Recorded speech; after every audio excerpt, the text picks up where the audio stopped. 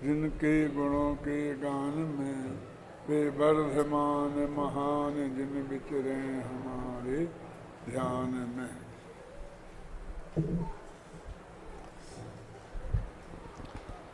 समय सार परमागम की 137 से 140 तक गाथाओं की टीका चल रही है। इस समय सार अनुशीलन में पेज नंबर 221 ये जयचंद जी छाबड़ा का भावार्थ अपन ने पढ़ लिया था और उसका निष्कर्ष प्रस्तुत करके अब आत्मख्याति टीका पढ़ेंगे अपन। उक्त कथन का तात्पर्य यह है कि यद्यपि जीव के रागादि भाव कर्माण वर्णा के कर्म रूप परिणमन में निमित्त हैं तथा कर्म का उदय जीव के आगामी रागादि भाव के होने में निमित्त है, तथापि जीव का रागादि भाव रूप परिणमन पूर्णतः जीव का ही है, अकेले जीव का ही है। उसमें कर्म का कुछ भी नहीं है। इसी प्रकार कर्मान वर्णा का कर्म रूप परिणमन पूर्णतः पुद्गल का ही है, अकेले पुद्गल का ही है। उनमें जीव का कुछ भी नहीं है। ये भाषा को लगा ना, अकेले उसका ही है, जीव का ही है बार बार, और निमित्त का निषेध नहीं कर रहे, निमित्त से।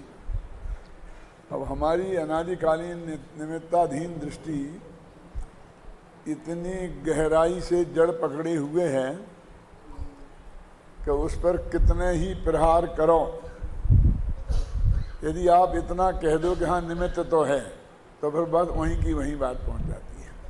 और हम कहते हैं निमित्त नहीं, कुछ नहीं होता निमित्त में, मतलब तो फिर उन निमित्त का लोप होता है तो वो तत्व ज्ञान के विरुद्ध बात हो जाती है। ये परेशानी है। मैं एक उदाहरण दूंगा तो आपको उसका अंदाज़ा लगेगा।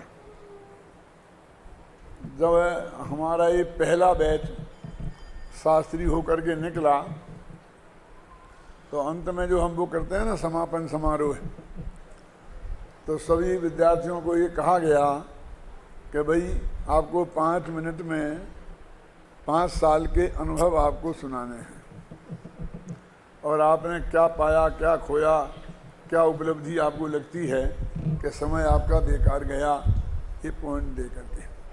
अब उसमें जतीश भाई, अभय कुमार जी, अभिमन्यु कुमार जी, ऐसे सब लोग थे। और उसमें एक विद्यार्थी था जो इंजीनियर करके अपने यहाँ आया था, क्या नाम है, संतोष, दमोह में है आजकल। वो इंजीनियरिंग पास करने के बाद महाविद्यालय में भर्ती हुआ था, तो कितनी तीव्र रुचि होगी और कितना वो प्रतिभाशाली होगा, इसकी कल्पना भी आप सहज ही कर सकते हैं। लेकिन जब उसने अपने 5 मिनट में बोला, 5 साल पढ़ने के बाद, ये कह रहा हूँ, इस पर ध्यान देना मेरी बात पे, तो उसने ये कहा कि मैं रेल में जा रहा था, वहाँ मुझे पंडित भगवान दास जी मिल गए, थोड़ी उनसे बातचीत हुई, तो उनने मेरे से कहा कि यदि तुमको तत्व समझना है तो तुम जयपुर जाओ, वहाँ भर्ती हो, वहाँ विद्यालय खुला है, वहाँ तुम पढ़ना तो तुम्हारी बात समझ में आएगी। और इसलिए मैं आया। बस निमित्त की इतनी ही बात थी कि पूरे 5 मिनट तक वो इनके इतने गीत गाता रहा। और पंडित भगवान दास जी के उनने सिर्फ ये कहा था कि तुम जयपुर जाओ, बस खत्म। उन्हें कोई तत्व नहीं समझाया, कुछ नहीं। और यहाँ 5 साल पढ़ा और उस वक्त के सारे विद्यार्थियों को धर्म की सारी क्लासें न्याय वगैरह की मैंने ही ली, क्योंकि दूसरा कोई था ही नहीं क्या। तो उसने पूरे 5 मिनट में और कहीं किसी का कोई नाम नहीं लिया, गुरुदेव से लेकर मेरे तक और मेरे से लेकर आगे तक, वो पंडित भगवान दास जी ही उसके दिमाग में छाए रहे। और इसके साक्षी ये सब के सब लोग उस वक्त मौजूद हैं। तो उस वक्त भी ये बात आई कि भाई ये तो कि जब आदमी का टर्निंग पॉइंट होता है जहाँ से वो उसके दिमाग में इतना हावी रहता है कि वह सारा सर्वज्ञ का भी उपकार, गुरुदेव श्री का भी उपकार, किसी का भी उपकार एक तरफ है और वो ट्रेनिंग पॉइंट उसने सिर्फ इतनी कह दिया कि आप वहां पढ़ने जाओ, बस खत्म। क्या? और वो बराबर, अब समझ लो कि निमित्ताधीन कितनी जबरदस्त बुद्धि है कि 5 साल समय सार की कर्ता कर्म अधिकार, जीवा जीवाधिकार पढ़ने के बाद, निमित्त उपादान पढ़ने के बाद, ये सब पढ़ने के बाद भी वो वहां से हिल नहीं पाया। आप समझे निमित्त की कितना बलवान है, कितना। हम ये नहीं कहते कि वो निमित्त के रूप में हमें याद करता है, ये शिकायत नहीं है।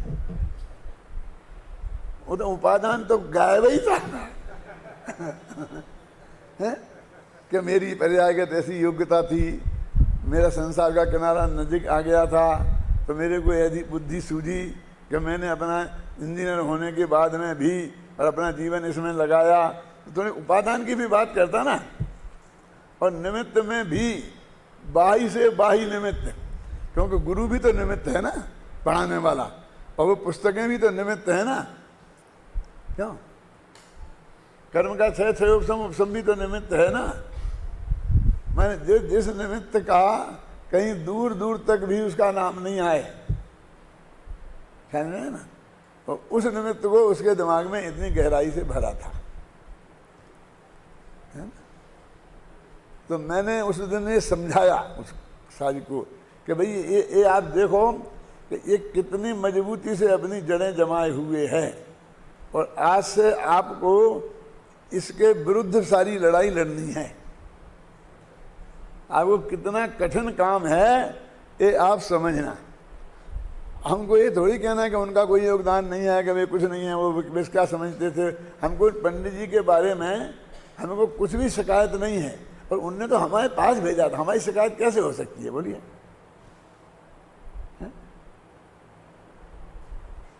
और वो चीज जब से हम कहते आ रहे हैं समय समय पर, फिर आज भी, गत वर्ष भी और इस साल भी देख लेना, अभी इतना कह रहा हूं सबके सामने, तब भी देख लेना कि हम तो रविंद्र जी का अनंत अनंत उपकार मानते हैं कि उनने हमें प्रेरणा देके यहाँ भेजा। अब वो भजन किस पे कहाँ कितना दे रहे हैं, मैं कोई रविंद्र जी या भगवान दास जी, इन दोनों के प्रति मेरे बहुत अच्छे भाव हैं, बहुत पक्के आत्मार्थी हैं वे लोग, और वो हमारे पास लोगों को पढ़ने के लिए भेजते हैं। इससे बढ़िया और अनुकूलता क्या हो सकती है बोलिए? हैं? लेकिन हम निमित्त उपादान के स्वरूप को समझने के लिए ये बात कह रहे हैं, आप समझे ना। मैंने उसमें कोई परिवर्तन करने के लिए ये बात नहीं कह रहे कि उसका उल्लेख नहीं किया जाए, लेकिन उस उल्लेख में भी अनुपात तो होता है ना। सारी जिंदगी गुरुदेव श्री उपादान की महिमा समझाते रहे और निमित्त को नकारते रहे, क्यों? और हम जब बोलते हैं भगवान महावीर की कहानी में, तो सबसे अच्छा पॉइंट हमको वो ही लगता है कि वो शेर की पर्याय में आकाश से उतर के मुनिराज आए और उन्होंने कहा, हे मृगराज, क्या वो ही हमको सर्वोत्कृष्ट लगता है क्या? अब वहाँ तो बहुत और ज़्यादा बाई निमित्त है नहीं, लेकिन आगे के 9 भम लगे ना, तो उसमें बहुत बहुत प्रसंग ऐसे आए होंगे ना निमित्तादिक के भी, जो भी कार्य हुए होंगे वो आए होंगे कि नहीं, लेकिन हमारे दिमाग में भी वही चढ़ा हुआ है। उसी का चित्र हमने यहाँ लगाया है और बाद के किसी का नहीं। उन्हें दीक्षा ली होगी, उनके गुरु रहे होंगे, उन्होंने तरकारी रूप समझाया होगा, क्या सब किया होगा ना, नहीं रहे होंगे क्या?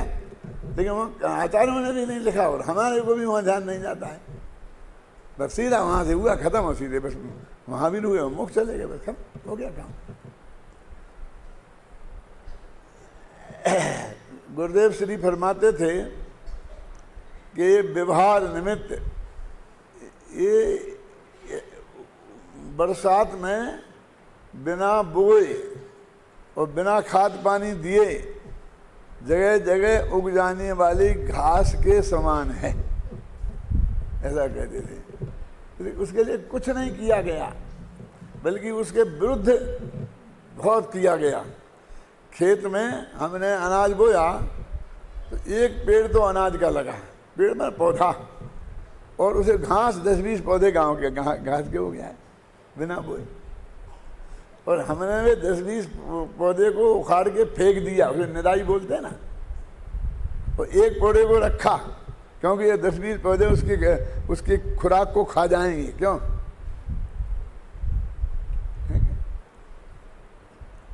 लेकिन उस घास से निजात पाना इतना आसान नहीं है। एक घास का नाम है 12मासी, नाम सुना कभी? वो 12मासी माने क्या? कि वो 12 महीना हरी रहती है।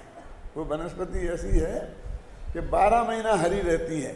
ये तो फिर भादों में ठीक रहेगी, फिर कुंवार में मुरझा जाएगी, बाकी सब ऐसी होती है ना। और वो आपकी दीवार में जरा शांत हो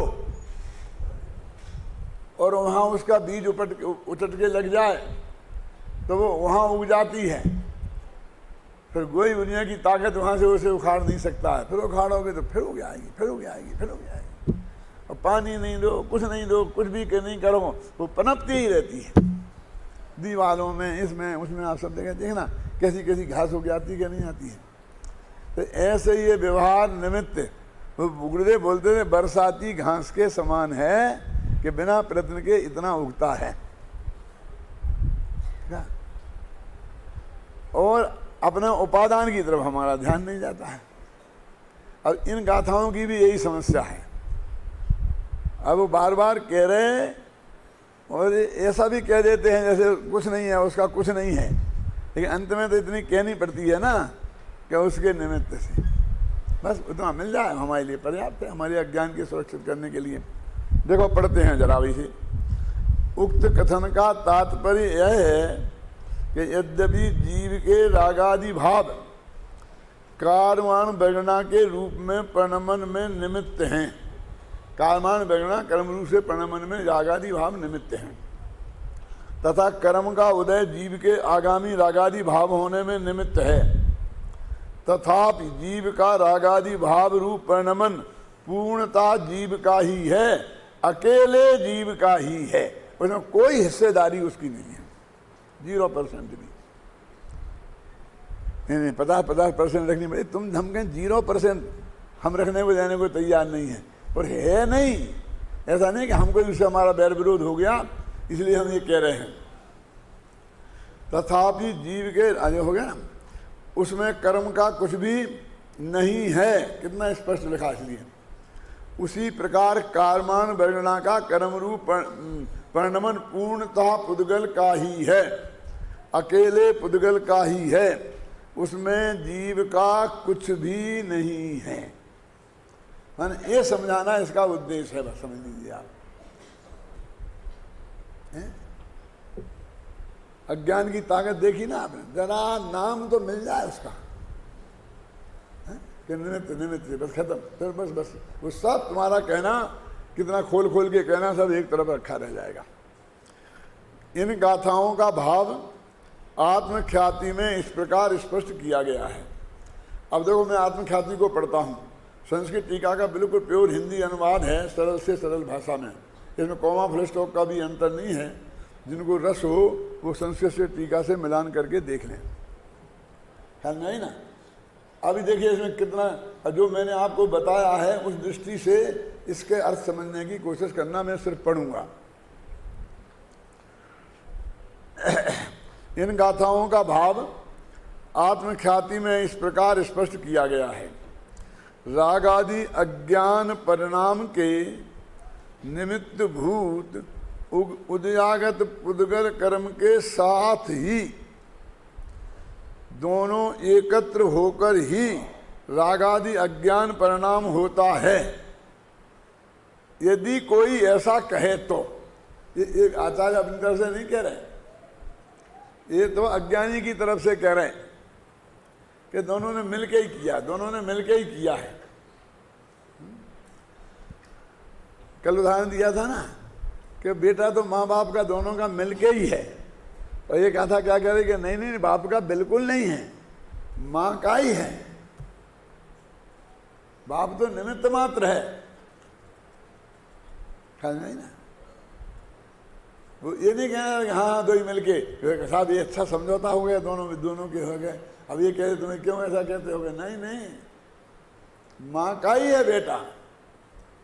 और वो हमने इतना निमित्त को महत्व दिया जो जीरो नहीं है, कि हमने सब पूरी जगह उसके बाप का ही नाम लिखा, बाप का ही गोत्र लिखा, बाप की संपत्ति लिखा, बाप के ही सब गांव का नाम लिखा।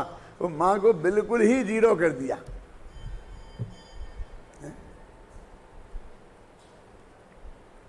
देखो, रागादि अज्ञान परिणाम के निमित्तभूत उद्यागत पुद्गल कर्म के साथ ही दोनों एकत्र होकर ही रागादि अज्ञान परिणाम होता है। कोई एक है, यदि ऐसा तर्क उपस्थित किया जाए तो, ये आत्मख्याति में लिखा है अमृतचंद ने, तो जिस प्रकार मिले हुए चूना और हल्दी का लाल परिणाम होता है, उसी प्रकार जीव और पुद्गल कर्म दोनों के रागादि अज्ञान परिणाम की आपत्ति आ जाएगी। देखो, ये जो उदाहरण दिया है ये पॉजिटिव नहीं है, नेगेटिव है, ये बितरे की उदाहरण है। माने चूना और हल्दी मिलकर के लाल रंग हो जाता है, ऐसा ही जीव कर्म का हो जाता है, ये नहीं बताना है। ऐसा कर्म का और जीव का नहीं होता है, ये बताना है। क्या कह रहे हैं? अब अपन कह बराबर दिमाग में आ गया, हमें तो बिल्कुल चूना का और हल्दी का बराबर है, वैसा ही है। वैसा नहीं है।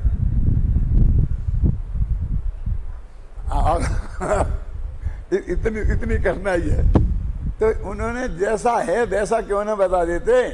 ऐसा उदाहरण दुनिया में कोई है ही नहीं। बितरे की उदाहरण जब दिए जाते हैं तब अन्वय नहीं मिलता है। आया समझे? ये नियम है न्याय शास्त्र का। बितरेकी का नंबर तो 2 पर है। अन्वय के साथ बितरेक दे देवें वो अलग बात है, लेकिन अन्वय ना देवें और बितरेकी देवें, ये तो अन्वय कहीं बैठता ही नहीं है। तब जैसे कि माँ कैसी होती है, क्या मामी जैसी, मौसी जैसी, नानी जैसी, दादी जैसी, कोई उदाहरण नहीं है जगत में। तो लेकिन जैसे दादी अपनी है अपनी, वैसे ही नानी नहीं। इसके लिए उदाहरण देंगे, इसके लिए नहीं देंगे है के रूप में, क्योंकि है का तो कोई जोड़ा ही नहीं है। तो अंत में कहना पड़ा कि माँ सिर्फ माँ जैसी ही होती है, वो अद्वितीय है, उससे किसी की उपमा इस जगत में नहीं दी जा सकती है, वो अनुपमेय है। कोई उपमा है ही नहीं जगत में। तो अब हम उपमाएं खोजेंगे तो हम कहेंगे जैसे सौतेली माँ ने उसे पाला, वो पूरी बिल्कुल माँ जैसा ही पाला, वैसे ही जीव ने कर्मों को पाला, ऐसा नहीं कह सकते। पॉजिटिव तो कोई उदाहरण है ही नहीं, लेकिन नेगेटिव भी कोई उदाहरण आप नहीं बना सकते हैं। क्या देखो, परंतु रागादि अज्ञान परिणाम तो एक जीव के ही होता है। माने जीव ही क्या है, वो पुद्गल मुद्गल किसी की हिस्सेदारी नहीं है। इसलिए पुद्गल कर्म का उदय जो कि जीव के रागादि अज्ञान के परिणाम का निमित्त है, उससे भिन्न ही जीव का परिणाम है, उस निमित्त से भी भिन्न ही है। कितना क्लियर लिखा है। और ये बिल्कुल इसको बहुत सावधानी से लिखा गया है। आप संस्कृत पढ़ने तो जानते हैं कि उसमें कहीं इसमें कसर नहीं है। क्या कि निमित्त तो है, हाँ भाई निमित्त तो है, भाई निमित्त इतना कह दे वो अपने अज्ञान को पुष्ट कर लेता, क्या करे, कोई नहीं कुछ नहीं है, कुछ नहीं है। इसमें एक बात बीच में ही बता दूं, इसमें जो है ना हल्दी और चूना, तो संस्कृत में सुधा हरिद्रा ऐसा लिखा है। क्या लिखा है? सुधा हरिद्रा। कि सुधा और हल्दी, हरिद्रा माने हल्दी, तो सुधा और हरिद्रा मिलकर लाल होता है। ये भी नेगेटिव दिया है, क्यों? क्योंकि हमें पॉजिटिव मिलता नहीं है, समझ गए ना आप। अब इसमें सुधा का क्या अर्थ है? तो पंडित जयचंद जी छाबड़ा ने, पढ़ो पीछे लिखा है सब, इसका अर्थ है, सुधा का अर्थ क्या किया है? फिटकरी। देखो देखो नीचे पढ़ो, पेज नंबर 222, सबसे नीचे का पैरा। आत्मख्याति के मूल शब्द सुधा है, जिसका अनुवाद पंडित जयचंद जी छाबड़ा ने फिटकरी किया है। अब आप चिल्लाएंगे कि आपने फिटकरी नहीं किया और आपने चूना किया, ये झगड़ा खड़ा हो सकता है ना, इसलिए ये बात सब लिखी है,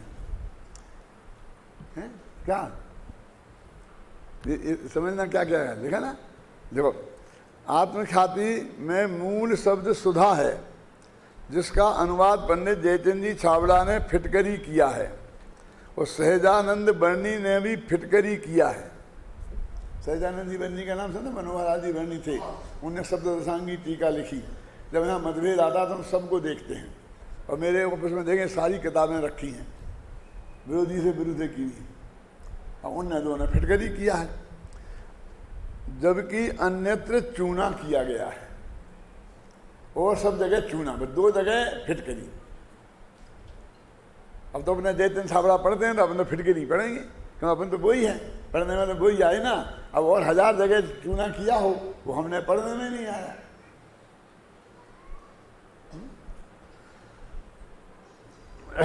शब्दकोश में भी चूना ही पाया जाता है, वहां फिटकरी नहीं पाया जाता। डिक्शनरी में देखो, कि डिक्शनरी में देखो भाई क्या अर्थ है इसका, तो वहां भी क्या लिखा है? सुधा का अर्थ चूना। आप समझे ना? फिटकरी प्रयोग देखने पर प्रयोग करके देखने पर पता चला कि चूना और हल्दी के मिलाने से जैसा लाल रंग होता देखा जाता है, वैसा फिटकरी और हल्दी के मिलाने से नहीं। और ये समझे क्या क्या किया हुआ है? क्या शैलेश, हमने चूना और हल्दी मिलाई, और हमने फिटकरी और हल्दी मिलाई, तो चूना और हल्दी से जैसा लाल रंग बना, फिटकरी से और हल्दी से वैसा लाल रंग नहीं बना।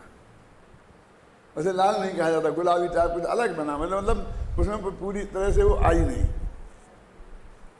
समझे ना? देखो लिखा ना हल्दी। शब्दकोश में भी चूना का अर्थ पाया जाता है। फिर प्रयोग करने पर देखने पर पता चला कि चूना और हल्दी के मिलाने से जैसा लाल रंग होता देखा जाता है, वैसा फिटकरी और हल्दी के मिलाने से नहीं। अतः हमने भी यहाँ सुधा का अर्थ चूना ही किया है। अब एक लिखने की जरूरत नहीं थी, हम देख के चूना लिख देते उसका, लेकिन अभी आपने तो बस दूसरा किताब आपके हाथ में है ना, झगड़ा खड़ा हो जाएगा। देखो उनने फटकरी किया, ये चूना करते हैं, आता तो कुछ है नहीं, सब सत्यानाश करके लिख दिया। अरे तो चूना लिखने के पहले और फटकरी लिखने के पहले हमने उसमें कितना सोचा है, कितना देखा है, कितना विचार किया है, डिक्शनरी देखी है, और उन्हें मिला के देखा, और उन सत्रों में देखा। तो हमने आखिर जयचंद छाबड़ा का जो वजन हमारे माथे पे था, इसलिए इतनी रिसर्च की गई। जयचंद छाबड़ा नहीं लिखते और कोई दूसरे लिखते तो अपन प्रभाव भी नहीं करते।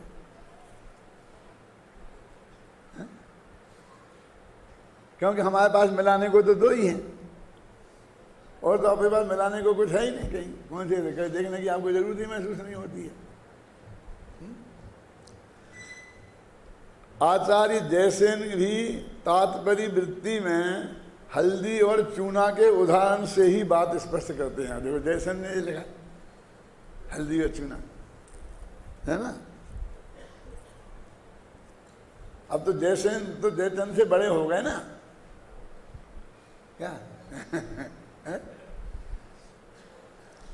हाँ, एक बात तात्पर्य वृत्ति में विशेष जानने योग्य है जो इस प्रकार है। मैं तात्पर्य वृत्ति में इतनी बात है, लेकिन एक खास बात है जो आत्मख्याति में नहीं है, वो तात्पर्य वृत्ति में है। वो क्या है उसे अपन पढ़ लेते अभी अभी के साथ में ही, फिर पीछे के पीछे अपन चलेंगे वहाँ।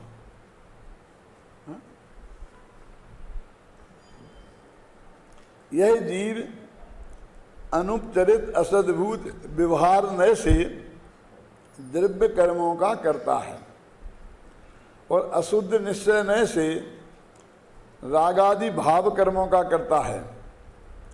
यद्यपि जीव को द्रव्य कर्मों का कर्ता कहने वाले अनुपचरित असद्भूत व्यवहार नय की अपेक्षा यहाँ अशुद्ध निश्चय नय नाम पाता है, तथापि शुद्ध आत्म द्रव्य को विषय बनाने वाले शुद्ध निश्चय नय की अपेक्षा वह वस्तुता कौन अशुद्ध निश्चय नय व्यवहार ही है, यह भावार्थ है। अब जो नए चक्र पड़े हैं जरा वो लोग देखना कि क्या लिखा है, उपचरित अनुपचरित असद्भूत व्यवहार नय। तो इसको अनुपचरित असद्भूत व्यवहार नय क्यों लिखा?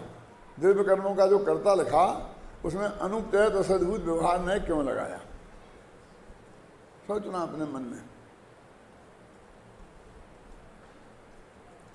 क्योंकि अपन ने असद्भूत व्यवहार नय के दो भेद किए, नए चक्र में और समय सार में भी। तो पहली बात तो यह है कि पर दो द्रव्यों के बीच में संबंध बताना, उसका नाम असद्भूत व्यवहार नय है। हाँ, दो द्रव्य होना चाहिए। इसलिए अपना आत्मा, शरीर, स्त्री, पुत्र, मकान, जायदाद, रुपया, पैसा, नगर, देश, गांव, दुनिया, इन दोनों के बीच में जो संबंध है उसका नाम क्या है? असद्भूत व्यवहार नय। अब इसके दो भेद करें, एक किया उपचरित असद्भूत और एक कहा अनुपचरित असद्भूत। तो अकेले शरीर के साथ संबंध को असद्भूत अनुपचरित माना और बाकी स्त्री, पुत्र, मकान, जायदाद सबको उपचरित माना। तो इसका हेतु क्या है कि उसमें लिखा है कि संश्लिष्ट संबंध और असंश्लिष्ट संबंध। जिन दो द्रव्यों के बीच में संश्लिष्ट संबंध है उनको मानना अनुपचरित, और जिनमें संश्लिष्ट संबंध है उनको मानना उपचरित। अब हमारे लिए तो वैसे ही हो गया ना, जैसे सांपनाथ वैसे ही नागनाथ। ये संश्लिष्ट संबंध क्या होता है, असंश्लिष्ट संबंध क्या होता है, हम ये भी नहीं जानते। तो जहाँ जब जीव और पुद्गल दो द्रव्य मिलें और वे बिल्कुल एक में एक मिल जाए, हो जाएं, कैसे? कम से एक में एक माने क्या? जन्म से लेके मरण तक एक में एक हो जाएं, तो उसका नाम असंश्लिष्ट संबंध है। संश्लिष्ट और जीवन भर नहीं होवे, फिर आए बीच में आए फिर चले गए, तो वो दूसरा। तो स्त्री पुत्र आदि बीच में आते हैं और चले जाते हैं। वे हमें छोड़ के चले जाते हैं, हम उन्हें छोड़ के जा सकते हैं। तो जिन जिन पदार्थों को हम मरने के पहले ही छोड़ सकते हैं और जन्मने के बाद जो हमारे साथ आए हैं उन सबको हमने उपचरित में डाल दिया। और जो जन्म से लेके मृत्यु तक हमारे साथ है, मां के पेट से एक साथ ही आए थे वो आत्मा और शरीर, और मरने तक साथ ही रहेंगे, तो उनको हमने नजदीक का संबंध मान लिया, नजदीक और दूर का, और उसको हमने क्या रख दिया? अनुपचरित असद्भूत। तो शरीर के साथ संबंध हो गया अनुपचरित असद्भूत। अब ये सवाल है ज्ञान वर्णादि कर्मों के साथ में इनमें से कौन सा माने? दो में से। हमारे विद्यार्थी तो लगभग सब समझते हैं, बाकी लोग ध्यान से सुनना।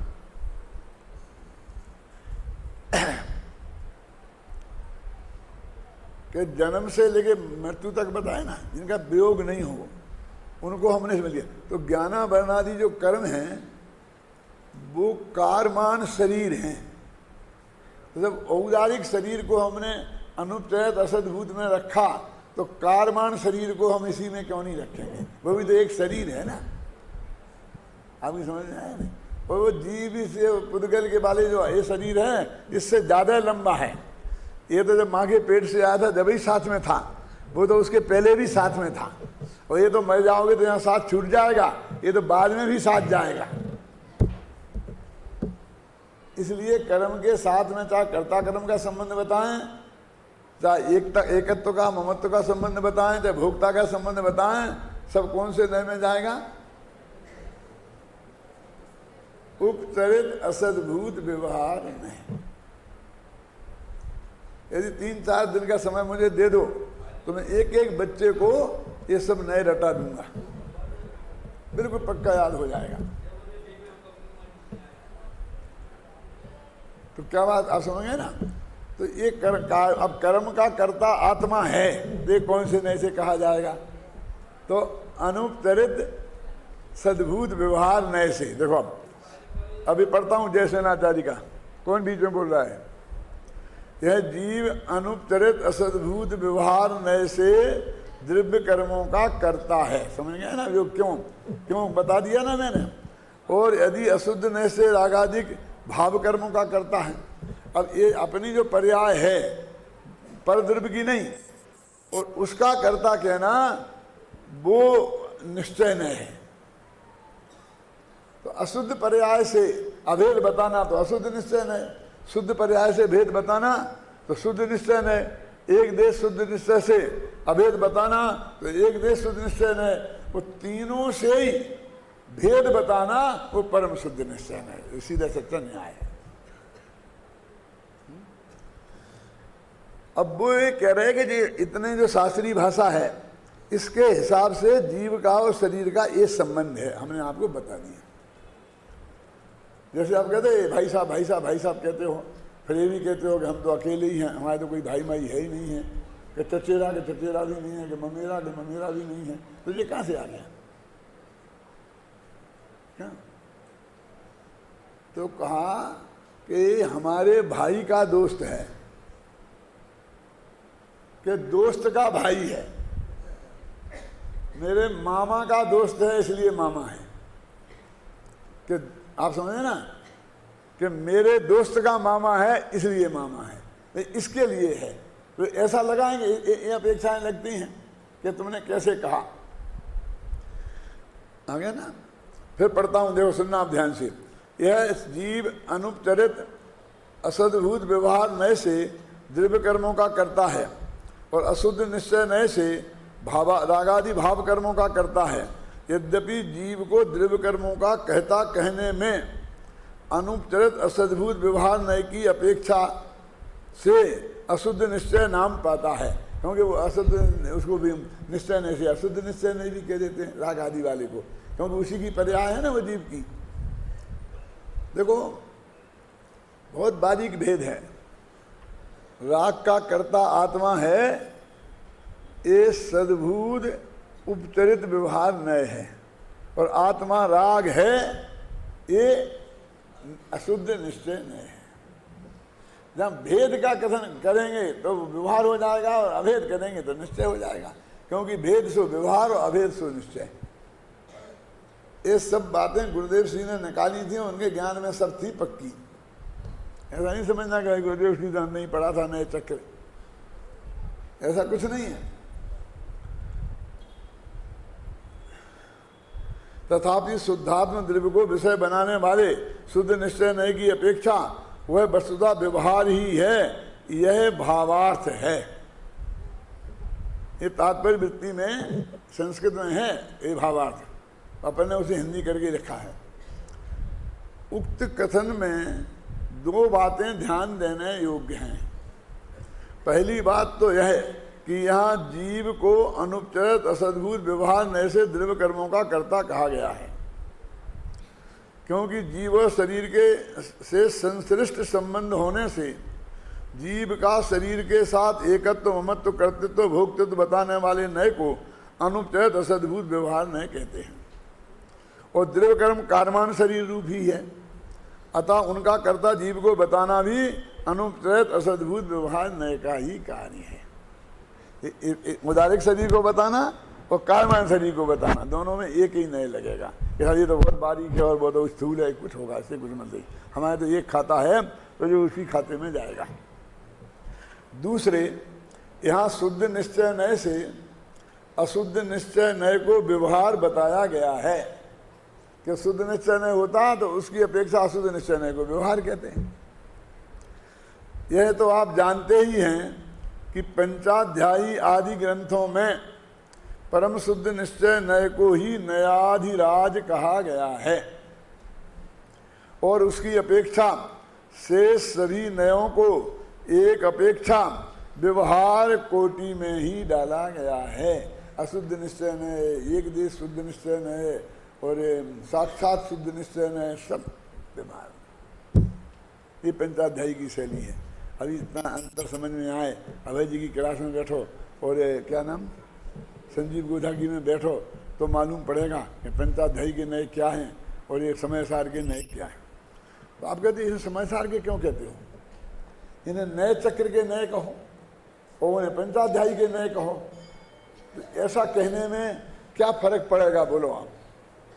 क्योंकि कुंद बहुत बड़े आचार्य थे और उनके सामने पंचाध्यायी के लेखक बहुत छोटे थे, तो वे कहीं खड़े ही नहीं रह पाएंगे।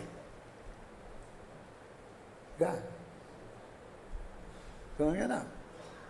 तो वो कहते हैं आप ऐसा क्यों कहते हो कि मूल धारा ये है, वो पंचाध्यायी वाली धारा मूल धारा नहीं है। तो इसके लिए हमने बहुत माथा मारा, तो हमको पास कोई ठोस कारण होना चाहिए। नहीं वे कहेंगे पंचाध्यायी का देते हैं और तुमने अपने नए चक्र में इनको व्यवहार का बताया। तो हमसे 400 साल पुराने और हमसे बड़े हो जाएंगे तो हमारी बात छोटी हो जाएगी। समझ में आया? क्यों समझ में आएंगे? नहीं आया है? बात तो यही सही है। कालिदास ने तो ये कह के काम निपटा लिया कि पुराण मित्यैव न साधु सर्वम। सब चीजें पुरानी अच्छी नहीं होती और सब चीजें नई बुरी नहीं होती। ऐसी बातें तो ना समझ लोग करते हैं कि पुरानी है तो बढ़िया हो, नई है। ये कोई नापने का तरीका है? बुद्धिमान लोग तो उन्हें कहते हैं कि जो वस्तु के देख कर निर्णय करें कि कौन सच्ची है और कौन झूठी है, नई और पुरानी के हिसाब से निर्णय नहीं करें। लेकिन कौन मानने वाला है? हमको 400 वर्ष बाद का गिनेगा और उनको 400 वर्ष पहले का, तो वे जीते ही जिताए। तो हमने निकाला खोज के कि ऐसा लिखा है नए चक्र लिखने वाले ने कि मैं ये नयों का वर्णन कुंद आदि आचार्यों के शास्त्रों में कथन किए गए प्रयोगों के आधार पर बनाया है। मैंने ऐसा लिखा है। नए चक्रकार ने, देवसेन ने, माइल धवल ने सब जानते थे कि हम नहीं टिके। आप समझिए ना? तो उन्होंने समय सार आदि ग्रंथों का सार लेकर के हमने ये नए चक्र बनाया है। और ऐसा लिख देने से थोड़ी काम चलेगा। तो हम कदम कदम पर प्रयोग से हमने वो बात सिद्ध की है, देखी है कि ये बराबर समय सार के आधार पर है कि नहीं है। देखिए पंचाध्यायी तो कहते नए ही नहीं है, शरीर को, स्त्री को, पुत्र को, मकान को अपना कहने वाला कहता कि नहीं है, तो नए ही नहीं है। लेकिन समय सार में साफ लिखा है व्यवहार नयो भासदी जीवो देहो हवदि खलु एको नदु निश्चयेन जीवो देहो विकदापि एकठो। अब कुंद कह रहे हैं ना क्लियर है? एक दो जगह नहीं, 25 जगह। क्या नगर की स्वच्छता देखकर राजा का माना जाता है ना कि अच्छा राजा है, और खराब देख करके राजा की निंदा होती है। तो नगर की क्रिया का कर्ता राजा को माना, जबकि यदि सफाई का कर्ता तो राजा नहीं है। कौन है वो मैं अपनी भाषा में बोलना नहीं चाहता हूं। आप समझो सफाई करने वाला कौन है? कि सफाई करने वाला सफाई करने वाला है। क्यों? लेकिन वो हमारे सामने खड़ा कहाँ रहेगा? तो कहते हैं कि व्यवहार से उस राजा को उस गंदगी और सफाई का जिम्मेवार माना जाता है। नगर वर्णन देखकर जैसे राजा को महान माना जाता है, वो खराब देख करके अच्छा माना जाता है। तो ऐसी कई गाथाएं हैं कि जो पंचाध्यायी के नयों से मेल नहीं खाती हैं समय सार की, और नए चक्र के नयों से मेल खाती हैं। और वो नए चक्र माने पंडित हुकुमचंद नहीं, नए चक्र माने माइल्य धवल, नए चक्र माने देव सेनाचारी, ख्याल में ना, इनने लिखी।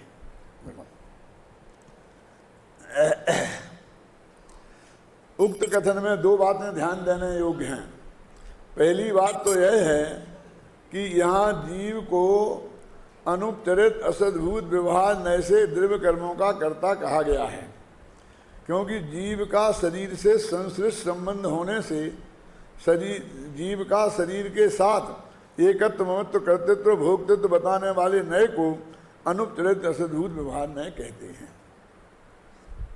अब वहाँ हमने आपको लिख दिया निकाल के, तो आपको थोड़ी अंदाज़ा लगता है कि उसके पीछे हमने कितनी मेहनत की है देख करके। जब वो तो लिखी नहीं जाती पूरी, वो तो अभी बता दी, वहाँ तो हम लिख देंगे कि ए है, खत्म। और द्रव्य कर्म कारवान शरीर रूप ही है द्रव्य कर्म, अतः उनका कर्ता जीव को बताना अनुपचरित असद्भुत व्यवहार नए का ही कार्य है। ठीक है, एक बात तो ये है नक्की। और दूसरी बात, दूसरे यहाँ शुद्ध निश्चय नए से अशुद्ध निश्चय नए को भी व्यवहार बताया गया है। तो यह तो आप जानते ही हैं कि पंचाध्यायी आदि ग्रंथों में परम शुद्ध निश्चय नए को नयाधिराज कहा गया है, और उसकी अपेक्षा शेष सभी नयों को एक अपेक्षा से व्यवहार की कोटि में डाल दिया, बल्कि वो नयाधिराज है, खत्म, वो सम्राट है, और असली तो वही है और बाकी कुछ नहीं है, बाकी तो उपचयत कथन है। क्या कौन ने कोई ऐसा नयाधिराज ऐसा कुछ नहीं बनाया किसी को। शुद्धात्म द्रव्य को विषय बनाने वाले शुद्ध निश्चय नय को ऐसा कहकर आचार्य जयसेन यहाँ शुद्ध निश्चय शब्द का प्रयोग परम शुद्ध निश्चय नय के अर्थ में ही कर रहे हैं। अभी आपको निर्णय करके निकालना पड़ेगा, आप शुद्ध निश्चय नय कहें और वो एक देश शुद्ध निश्चय नय या साक्षात शुद्ध निश्चय नय को निकाल लें तो नहीं बनेगा, क्योंकि दृष्टि के विषय भूत शुद्धात्म द्रव्य यानी परम शुद्ध निश्चय नय का ही विषय है। यद्यपि नए चक्रादि ग्रंथों में 4 प्रकार के व्यवहार नय और 4 प्रकार के निश्चय नय बताए गए हैं, और समय सारादि ग्रंथों में प्रयोग भी तदनुसार ही पाए जाते हैं, क्योंकि नए चक्रकार स्वयं लिखते हैं कि हमने यह ग्रंथ समय सारादि ग्रंथों का आधार लेकर ही बनाया है। बहुत स्पष्ट शब्दों में लिखा है उसमें। तथापि शुद्धात्मा तक ले जाने के लिए नयाधिराज परम शुद्ध निश्चय नय को ही निश्चय नय बताकर शेष को व्यवहार कहने की पद्धति भी अध्यात्म में पाई जाती है। इस बात का प्रबल प्रमाण आचार्य जयसेन का उक्त कथन है। क्यों कि पांड्य राजमल जी इस वक्त पैदा नहीं हुए थे जब ये आचार्य जयसेन ने लिखा। वो 700 वर्ष पुराने हैं, मुझे 500 वर्ष पुराने हैं। तो मतलब ये है कि उनकी वजह से नहीं हुआ, लेकिन ऐसी एक धारा उसे चल रही थी। मैंने जो पंचाध्यायी की है वो धारा भी कहीं कहीं थोड़े रूप में चल रही थी। ये है, यहाँ एक बात और ध्यान देने योग्य है, वह यह है कि विभिन्न प्रकाशनों में उक्त 4 गाथाओं के क्रम में अंतर देखने में आया है। ये है ना 4 गाथाएं अपन ने पढ़ी, इन्हें एक कोई नीचे कोई ऊपर है, ऐसा एक सी नहीं मिलती है, अलग अलग मिलती है। क्रम में फर्क है। क्या फर्क है? यहाँ हमने जो क्रम दिया है वह आचार्य जयसेन की तात्पर्य वृत्ति में तो है ही, साथ ही आत्मख्याति की जो भाषा टीका जयचंद जी छाबड़ा ने लिखी है उसमें भी यही क्रम है, तथा सहजानंद वर्णी की सप्तसांगी टीका में भी यही क्रम है। किंतु सोनगढ़, घबराना नहीं है, और जयपुर से प्रकाशित समय सार में ऊपर की 2 गाथाएं बाद में हैं और नीचे की 2 गाथाएं पहले हैं। अब ये अंतर देखने में आता नहीं अपन तो जो सामने किताब है उसमें देखते देखते लिखते जाओ, कहाँ झंझट में पढ़ना। गाथाओं के अर्थ पर ध्यान देने पर भी परिवर्तन का कोई कारण नजर नहीं आता, क्योंकि उसके आगे पीछे रखने से कोई भाव में अंतर नहीं पड़ता। आत्मख्याति और तात्पर्य वृत्ति में एक रूपता रहे, इस भावना से हमने छाबड़ा जी के क्रम को ही रखना उचित समझा है। देखो वहां छाबड़ा जी का नहीं रखा, काय में सुधा माने फिटकरी, वहां पर हल्दी रखा और यहाँ छाबड़ा जी का रखा। तभी कोई पक्षपात नहीं है। हमने तरक्की कसौटी पे कस के देखा और अभी निर्णय लिया। हम ये तो हमारे हाथ में है, हम किसको आगे पीछे रखें। तो हमने अपने किस विवेक से उसके पीछे क्या क्या थिंकिंग है जो उसे आगे पीछे हमने रखा है, वो बात सब इसमें है। नहीं तो आप माथा मारते रहना, क्यों रखा क्यों रखा क्यों रखा, ऐसा क्यों किया ऐसा क्यों किया। अब उस वक्त भी हमसे तुम पूछोगे, हमने नहीं लिखेंगे। तो जब हमने इसका मंथन किया तब तो हमें ये सब बातें याद थी, और अब तुम कभी भी पूछो एकदम रास्ते में रेल के डब्बे में, तो हमें थोड़ी वो याद है। इसमें देख लोगे तो हो जाएगा, क्योंकि जब जिस गाथा पर लिखते हैं उस वक्त जितनी गहराई से उसके स्टडी करते हैं और सब चीज़ें देखते हैं, वो 24 घंटा उपस्थित थोड़ी रहती हैं। ये तो है ही कि हमने ऐसा क्यों लिखा, ये भी भूल सकते हैं कि हमने क्या लिखा, ख्याल में आई ना। लेकिन इसलिए हम कहते हैं कि देखो तो किताब लाओ, फिर हम उसे देखेंगे, तब हम जवाब देंगे। तो देखो पंडित जी को इतने से प्रश्न का जवाब नहीं आता है, तो किताब देखनी पड़ेगी। अरे भाई गैर जिम्मेवारी से जवाब देना हो तो उसमें कुछ भी कह दो, क्या फर्क पड़ता है। मैं आपसे एक प्रश्न पूछता हूँ, जयपुर में कितने कौए हैं बताओ, कोई बता सकता हो तो बताओ। जयपुर में कितने कौए हैं, ये बताने के लिए कि साहब इसमें क्या कठिन प्रश्न है, तो बताओ ना। यदि आपको सत्य बोलना है तो कौओं की गिनती करानी पड़ेगी, और वो इतना आसान नहीं है। जैनियों की गिनती तो हम आज तक करा नहीं पाए। वो गवर्नमेंट कह देती है तो 45 लाख, तो हम 45 लाख मान लेते हैं, हम 1 करोड़ कह देते हैं, 1 करोड़ मान लेते हैं। कौओं की कैसे कराएंगे? तो आपको क्या कहना पड़ेगा, भैया हमें पता नहीं, यही कहना पड़ेगा ना। और जो झूठों का सरदार है वो कहेगा हम बताते हैं ना। कितने हैं? 5 करोड़ 5 लाख 625। कि गलत निकला तो गिनवा लो ना।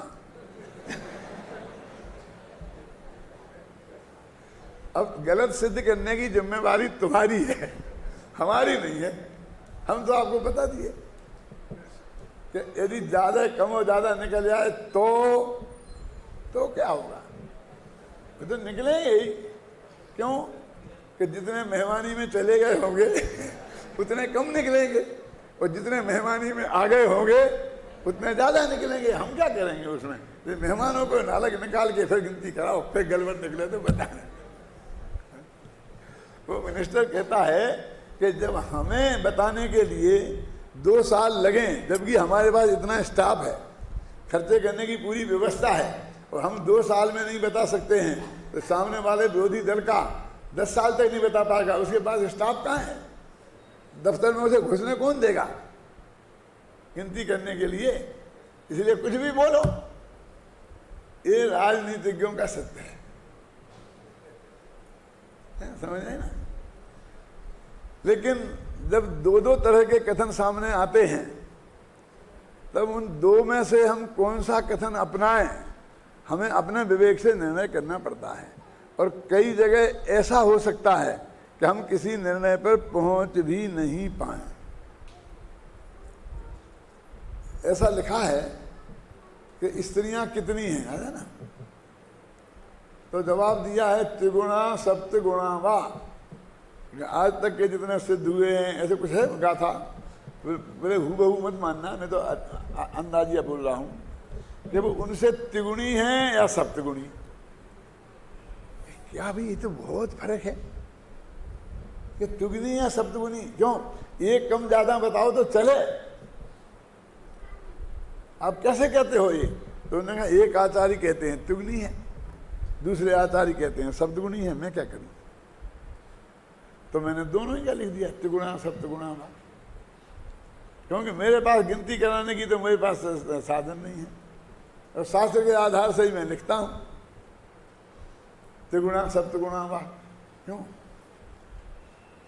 तो उन्होंने कहा कि आप छोड़ दो बात को, आप तो ये बताओ कि आपको इन दोनों में से कौन सच्चा लगता है। ऐसा प्रश्न हमारे बहुत मुमुक्षु करते हैं कि ठीक है, आपको बताओ कि ये सच्ची बात ये किसकी लगती है आपको।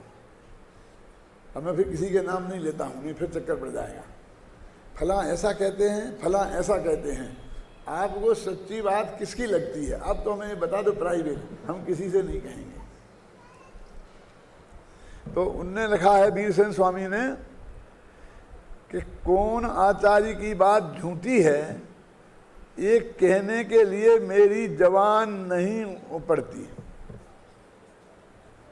मेरी जबान किसी को झूठा कहने के लिए उपड़ती नहीं है, क्यों? इसमें ज़्यादा परीक्षा तो हो नहीं सकती है, गिनती तो हो नहीं सकती है।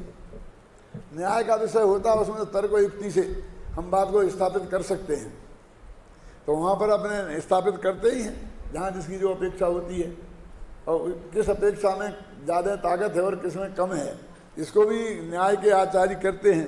लेकिन करुणा योग में ये नहीं चल सकता, और जो लिखा है हमको वो ही बता सकते हैं और कुछ नहीं। अब त्रिगुणा और सप्तगुणा लिखा तो हम तो दो ही कह देंगे, तो कैसा झूठी बात हो जाएगी, झूठी के प्रचार हो जाएगा, क्या फायदा, क्या बिगड़ेगा तुम्हारे बाप का? त्रिगुणी होने से तुम्हें कुछ कम लगता है, सतगुणी होंगी तो क्या? ये अप्रयोजनभूत बात है, इससे कोई सम्य दर्शन का लेना देना नहीं। तुम कुछ भी मान लेना, देखना त्रिगुणी या सप्तगुणी, सम्य दर्शन में रोक नहीं लगेगी, ये अप्रयोजनभूत बात है, छोड़ो ना इसको। क्या कि जितना है लिखा उनने बता दिया, तुमने सुन लिया, अब ज़्यादा माथापच्ची करने की इसमें ज़रूरत नहीं है। जितने तुम्हारे माथे में ताकत है, यदि तुम्हें कुछ करनी है माथापच्ची, तो मूल तत्व ज्ञान में करो। प्रयोजनभूत जो तत्व है ना कि आत्मा क्या है, पर क्या है, उसमें लगाओ जितना माथा लगाना हो। पूरी परमिशन आपको है। न्याय की कसौटी पर सिर्फ द्रव्यान योग अथवा अध्यात्म शास्त्र ही कसे जा सकते हैं, और बाकी के 3 अनुयोग नहीं कसे जा सकते। तो उनका जवाब हम कैसे दें? वे मजाक उड़ाते हैं कि तुम कहते इतना है समीर पर्वत, इतना लंबा चौड़ा है, अब तुम्हारे यहाँ जल नाप तो बता तो है ही नहीं, कहाँ है, कहाँ चलें, हम तो सारी चक्कर काट जाए, पृथ्वी के दिखते ही नहीं है।